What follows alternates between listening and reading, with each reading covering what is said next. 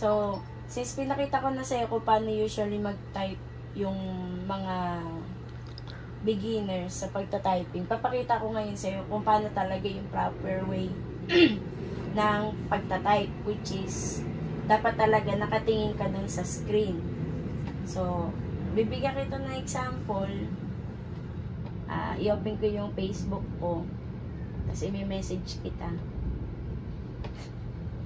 Nag-message ka na sa akin, so mag-reply ako ngayon dito sa PC. So, wait ko, hello po. Ganito ako mag-type. Yung space, yung daliri kong hinlalaki, nasa space bar. Wait ko, hello po. Tapos, sabihin ko, gumagawa ako ng video mo kung paano gumamit ng PC.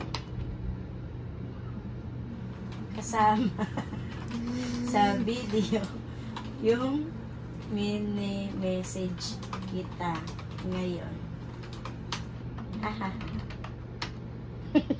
So, ganun yung pagta-type niya. Kapag medyo proficient ka na sa paggamit ng computer, nakatingin ka lang talaga sa screen. Minsan, natingin ako sa keyboard pag hindi ako sure kung anong keys ang pinipindot ko. Tapos, tatandaan mo lang dyan, pag medyo sweet mo naman. Sige, mag-react tayo naman. Sandali.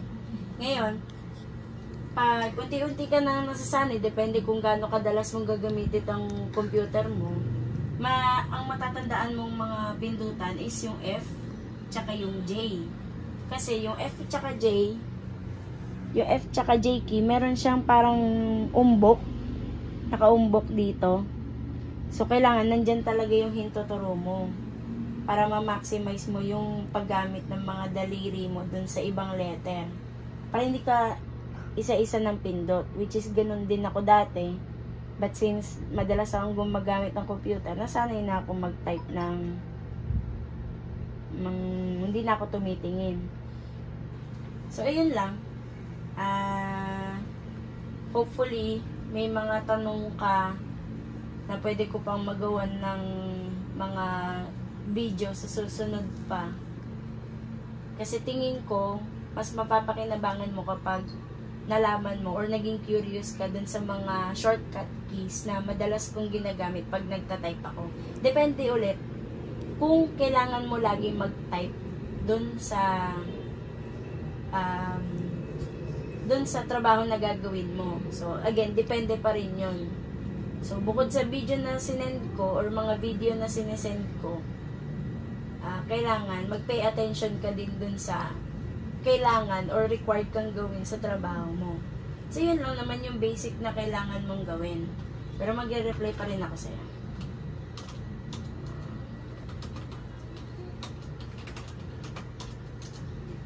So, yun. And then, katulad ng process ng teka, baka mamaya nakasave yung login ko. Sabi ko na nakasave eh. So, log out muna tayo. Ayan. Kasi re-remove ko siya. So, katulad ng unang video kung paano natin i-on yung PC gamit yung pindutan dito. Ngayon, ang proper way para patayin mo siya, hindi din dito. Kasi, hindi mo, masisira yung program sa loob, masisira yung PC kapag dito mo siya pinindot. Ang proper way para i-off mo siya is, i-click mo siya dito sa Windows icon, tas lalabas itong power.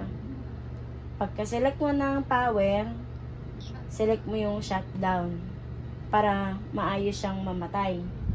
Kaso, bakit ko siya pinatay? May dina-download akong laro. So, bubuksan ko siya ulit para mag-download siya. Yun lang naman. Sana sa susunod, may mga tanong ka pa na pwede mong ilista na pwede kong gawin sa susunod. Yun lang, tapos na.